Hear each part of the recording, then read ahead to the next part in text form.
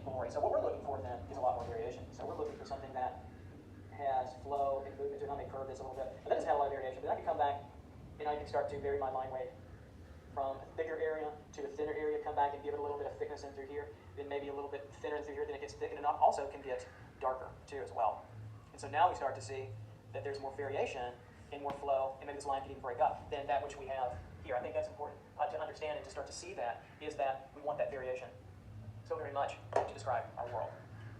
So as we're starting to draw contour lines, of course they can move in any direction, and they can flow and they can curve, they can be very light, they can stay very light completely. They don't have to change down here. They can be relatively thick throughout and break up a little bit, taper off. So the tapering of that, I think, is a very important idea as well. Line weight can taper, line weight can vary. Line can be used as in a lighter area, as we describe the lighter side of objects. Of course, I'm talking abstractly, so keep that in mind. This is a very light line. It can stay light through that might describe the most lightest objects that you draw. But your line work and your line weight is not going to stay the same for very long. It's going to fluctuate, or it's going to change. And you have to be sensitive to that, back to that change. And so where we're drawing a spherical object, and you can do a quick sketch of it, like so, here. So that's a quick sketch. But if I want to start to describe this form in contour line only, I might start down here where it touches the base of what it's sitting on. Maybe it's going to be sitting here, and then start to describe it in contour line terms. But I can't draw it all the same value of my line. And I don't want to get out of drawing it too thick into darker areas. So I'm describing the world alone with line. Well, maybe I'm not alone. I've got people around me, right? But what I mean is the only tool that we're going to be using is our line. And so as I come through this drawing of this sphere, a little sketch here, I might start to vary this line. If the light is coming in this direction, and it's pretty light, that means that the highlight might be here, might be a couple of broken highlight lines. And as we move across the form and down, just even the outside of the form, this might be a little bit darker, then break up a little bit into here and change. And as we come around, we can start to vary this line a little bit further. Maybe this stays pretty light, stays very thin. So thinner, lighter lines show us light in lighter weight. And thicker lines, darker, thicker lines, show us gravity and volume and three-dimensionality in our drawing practice. Now, let's say if I put the table behind here, I can start to vary my line. And notice how I can go back over my line. You know, another thing I think about contour line that students will do is they'll tend to draw in these kind of choppy ways. So let me show you something about choppiness. Is that if you're drawing contour line and you're kind of doing this, I've seen this a lot, even if it's a line, if it's like that, you're coming across a form like so. I know this is pretty abstract and basic, but we are basics. This is a basics lesson. Is we want to get out of that. You can vary a line. Come back down here and let me show you here. You can vary a line like that. So if I start out with a line that's really pretty light, right? And I want to go over it, that's a great thing. We just want our lines to flow. So I can make this line that's moving in through here, it's kind of one medium width line. It's got a little bit of I don't want it too dark, but I can come across here and say, okay, I can make this part darker, and I can taper. So I can work back in this line, taper this line, and make it darker and thicker in through here. Probably not going to get any thicker than that. This is probably about as thick as you want to go.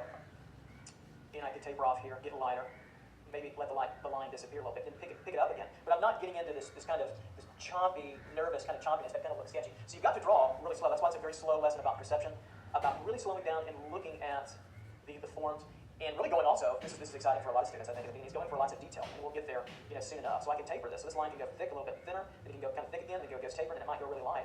It kind of fade off a little bit. You can fade it like that if you want. Or you can also take your eraser and take my heated eraser here, and I can pull a little bit off here. And let's say, for instance, I want this line work to fade even further. Well, I can take my eraser, and I can dab at that. Or I can make it even disappear. I can take a line way off. Now, I use a heated eraser. Let's say if I wanted to make this contour line a little bit lighter. Well, I can take my heated eraser, and I can dab that and take quite a bit of it off. I don't want to drag too much of it around because it can smear. You see how I can eliminate that? And when I start to break up that line, you see how that starts to light up. So I can show the illusion of lines in my drawing.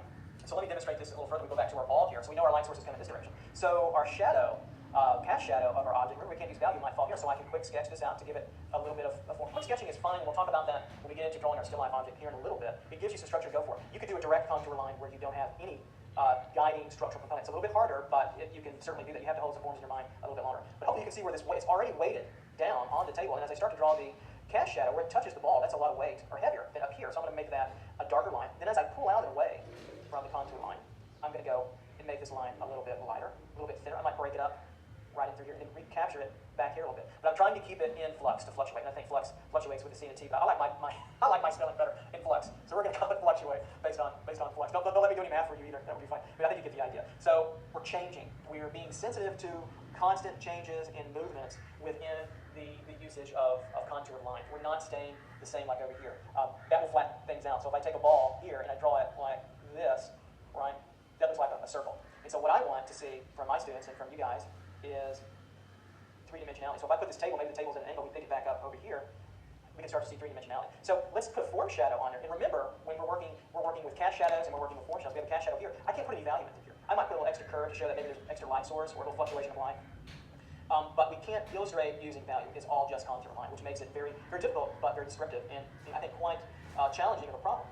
So we'll put our form shadow in through here. We'll cascade down about right here. And we know it's dark, but we know this transition is soft, so I don't want to go too dark with my line. I'm going to vary my line a little bit, maybe connect it everything here. See how I kind of shuttle back and forth, like so, to make that a little bit lighter here and darker here. And fade this off, okay? That's important. So that tapering or fading off is very important with your line. Line can be very manipulated. That means you can, again, draw a line, change it, alter it. I'm going to bring the form shadow up a little bit further here. Connect that through, taper it off, let it in, and then bring this over just a little bit down. And now we've got a ball with a form shadow and a cast shadow. We've got to put a little bit of movement here, maybe a little bit in through there. And I can fade this off a bit. Now, if I don't like this little curve or turn, I can take my kneaded eraser and I can dab it. Maybe that needs to fade out a little bit more. So I can even fade it further with my eraser, my dabbing. And you can take that and move that even more. Come back and say, okay, I want to darken this in just a touch, but let that fade like I had it before. And all of a sudden, you've got really nice fluctuation of line. I can come back on this side, maybe strengthen this up just a little bit. This can get darker as it fades away from the light here. And maybe comes back together. This line I can keep a little bit broken because the light's coming in through. And I kind of like this slightly broken because it might show reflected light coming back up. Now, and we're drawing a simple kind of white ball here on a table, maybe a ping pong ball or table tennis ball, however you want to say it. So this idea now that we have our contour line through for a highlight, even highlights, which this is a glistening kind of surface, can be outlined or contoured in. And when I say outline, again, we're not talking about everything all the same. We're talking about variation. So I might say, well, this kind of highlight might move in this direction and have a little bit of purpose more than just one kind of oval outline. I might put a couple of ticks here, just kind of a textural kind of component to show that off. So in this simple ball diagram, and we're not using any value, we've got two dark, thick lines coming together to really squeeze and show us that weight there. And then we've got lighter lines as we come up and around where the light is to give more description in terms of the lighter qualities of the object. As we turn around the form, I can come here and I might bring a couple of slight, just very light, maybe contour lines that says, okay, this ball is turning a little bit in that direction. Or maybe it's turning back here. I can break up this and say it's turning away. So not only are we saying description, but what are we saying also? We're saying cross-contour with our line. So contour can be descriptive and sensitive, but also can be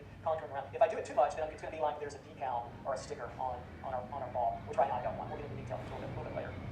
So darker at the bottom where the graph is, where it's holding together, and lighter on top of the line is. And then lots of variation and change over through here. All right, let's go on to, we'll look over here. I've got a little bit of paper space left to work with here. Let's get even more descriptive with some of the things that we're doing here. So again, the pencils I have are a range of things. I've got an H, HB, I've got 2B. Remember, 2B is a little bit darker, then I've got a 6B over here, a 4B, and my mechanical pencil. I can change between a 2H and a 2B. Okay, well, why have all that? Well, it's nice if you're heavier-handed. If you're heavy-handed and you make a really dark line too often or too quick, like I've got a 6B. I was heavy-handed when I was a young kid, a student. Everything tended to be really, really too dark. So if I was making everything kind of in this dark range, like here, and I had trouble lining up, I might tell my students, go to a 2B, or even go to an HB. For me, the Goldilocks range of drawing a contour line has generally been about a 2B or an HB, since I'm a little bit heavier-handed at times. But it depends on the person. And I've seen students who draw, let's say, the contrast between here. I've got an H pencil, and here we're drawing contour lines. And I'm not even sure you can see it. Hopefully, maybe you can't so much. We're doing some more line variation. We're talking about variation in thickness here. So even though it's thick, it doesn't have to be dark. I mean, that's thick and dark. This is thick and medium, correct? So it doesn't have to be. It's when you need it to be. When you need to show weight or darkness or heaviness, that you might want to use that. So I can taper that down through. Maybe it's going to get darker through here and thicker again. And this can come down. I'm already needing to sharpen my neck. And that contour line. It's got some thinner here. That's about the same width. Darker, thicker line, detail lines. Attention. And then if you start to space, there's still lines that you draw.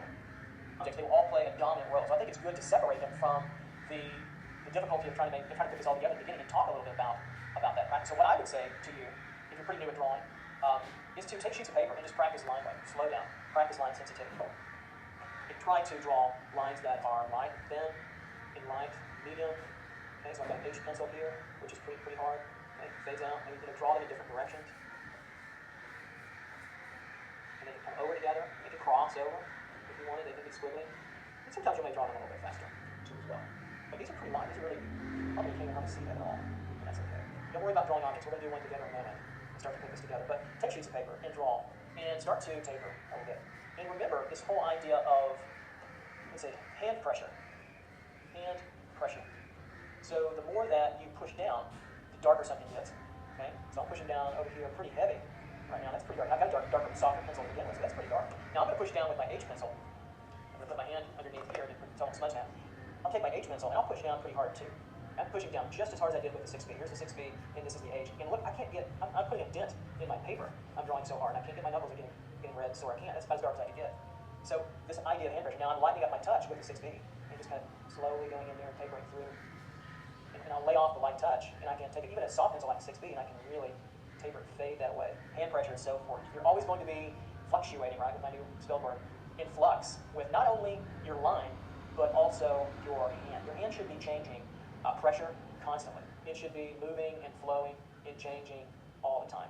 And the reason why is you'll be sensitive to three-dimensionality and light, because light's always in flux and it's always changing, and so we want that with our line. Until you don't. You can always break the rules, but when you do break the rules and the line weight becomes flat, or the same, like a coloring book, you get a flatter experience. Now, some artists want that, and that's totally cool. I totally support that. Just for this particular lesson, we're trying to keep it observational and perception. Now, if I take this thicker line, I can take my lighter pencil and say, if I want to keep it light over here, I can start to come back, curve it back around, lighten this up, even though I might be pushing down so much pressure as here. So you're going to have to find your physical range. Drawing can be physical to get your line weight to do what you want as well. I think that's important. Okay. All right. So that was a lot there. It's kind of a hodgepodge of different concepts. Underneath, meaning that we can sketch out the. And when I approach this, one pair now sitting down on a table here. And when starting out with contour line, the way I approach this with teaching it is not a direct contour line approach, but a approach with contour line on top of what I call the quick sketch. And I like the idea of quick sketch because it gives students confidence in that they have a little bit of structure to work with underneath, meaning that we can sketch out the object first, get a feel for it, and then move on to contour line. So what I would say about quick sketch really quickly is keep it light, keep it very light, keep it very loose, light and loose. Okay, it's kind of just the opposite of contour lines. Like doing a contour line demo, he's talking about keeping it light, keeping it loose. Well, this is the undergirding, and let me show you why. So I'll do a couple of lay-ins of pairs. And this really, what I'm really saying about all this is that the whole thing is a lay-in, is a structural lay-in to give you the ability to have the form visualized, and then you can put your contour line description on top of that. So if I get a couple of ones in through here. So the lay-in, or the quick sketch, is very light, very loose. So I don't want to make this very, very dark at all. As a matter of fact, the lighter the better. We want our contour line to come out and shine for us, whether or not you're working in graphite, or you're working in charcoal, or you're working in pen and ink, or it could be oil, acrylic, or pastel, or what colored pencil, or whatnot. And so the quick sketch needs to be quick. That's why I name it quick sketch.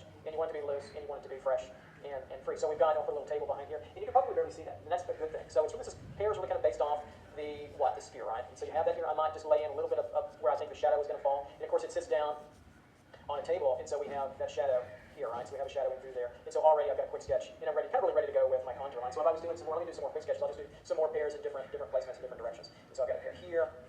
Maybe it's kind of the opposite of that, and so I can turn it in through here. It opens up a little bit. Here comes the stem where it's connected to the pear tree in through here. It has a little body there, and maybe the table is back in through here. And then you're really ready to go with your contour line on top of that. And so now you have a really good feel for where that contour line is going to be beholden. So you'll see me switch back and forth quite a bit as to where, I hold my pencil. So I'll hold the pencil in the pen method, and you'll see me hold the pencil in the palm method here, and then pencil method here as well. And so again, let me do a couple more quick sketches, and then we'll switch, and we'll go on to a little bit more formal study. So maybe I was doing an apple over through here. So let's do a couple objects. Let's do an apple, and then we'll do a can, like a soup can next to it. Let's say the apple. So the apple is a sphere, right? So I can quick sketch that out pretty nicely, and then give us a little bit of the divot of the apple. And then here where it starts to maybe sit on the ground. So, but you have to decide which kind of apple you like. Is it a Granny Smith, or is it a golden, delicious, or red? I'm more of a Granny Smith kind of person, so that's kind of a joke. But you get the idea. I'm just drawing fictitious apples. Notice that I'm not getting dark. But if I got really dark, all of a sudden, that's way too dark for my sketch. Here, what do I do? Well, you have some options. Don't take your big white eraser yet. Okay, take your kneaded eraser and use it like a stamp. Okay, what does that mean? Well, what you can do is you can take this kneaded eraser and stamp it out. Tap on it, and take off some of that graphite first, and then you can come back and kind of drag it a little bit, and look how I can make that very, very light line. And so I still have a nice quick sketch. You don't want to get any darker than this with your quick sketch, but if you have a darker hand, you can always use your erasing tool to help yourself kind of self-correct. But ultimately, you want to develop the touch that you can go dark and you can go light. You want to be versatile. I tell my students you want to be a ballerina, and you want to be a bulldog, or a bull, or a construction worker, I think I used to say. All in one drawing. So you want to be a ballerina and a construction worker. I guess construction workers are rough. I used to be a construction worker. All right, so I'll put a little leaf or two on the apple here, and so we've got that. And then maybe this kind of bulges in. Like so. You don't want to fuss too much over your quick sketch. All the detail, all the description, all the beauty of the drawing comes from the contour line, not from the quick sketch. The quick sketch is the lay-in, and it's the basics of what you're going to do. All the beauty will come from the contour line. So if I put a soup can next to it, maybe we can overlap it, and our viewpoint is slightly from above. And so I'll put a little cylinder here. So we're sitting down. That'd be an awfully big apple. It's okay. Well, for demonstration purposes. All right, so we're here, staying the page here. All right, here we go. So I can lay down a quick sketch. Okay. nothing special, but it just gives me the general idea. Notice how I draw through the object and through the image. Maybe I put a little, maybe there was a ping pong ball or a golf ball behind the apple. So we have three different kind of options. I'll put a little cast shadow. We don't want to forget about our cast shadows of our objects. So maybe the table is somewhere over here. So I've got a little composition going, right? And you don't want to get too detailed, but say for instance, if you had in your quick sketch, you had a little label on in here, and you put your label across. Okay.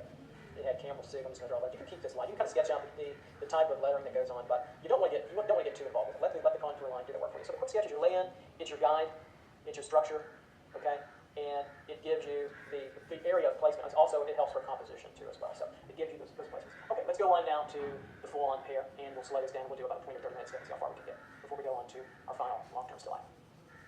All right, so let's get started on this pair. So the first thing we're going to do is we're going to lay this in with a quick sketch. And we're just doing a little bit of study of this pair here. And I'll go for about 30 minutes or so, see how far I can get. And then we'll jump into a new video, and then we'll do a really long still life. So I won't do this too long. I won't put you in comment. So again, the quick sketch. Notice that I'm looking at this form, and I'm looking at it as kind of an oblong space. It's tilted in this direction. You see that? And I'm just getting a ginger feel, just a sense gingerly, very sensitively of where the forms fall through. It's really kind of rounded. And we want to get that 3D quality right in our drawing.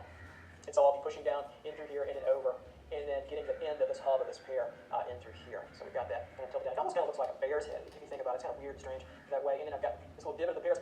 It's kind of a knife.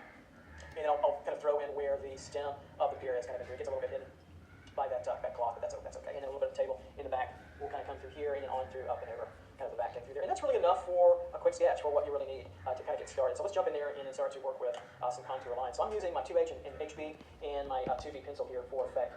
And let's jump in there and just see what we've got through here. So, looking at the sketch, I think also before we get started any further, I'm going to lay in my shadow pattern, my cast shadow. I want to make sure that that's on there too as well. So I'll just jump right in to the contour line, and I'll start to think about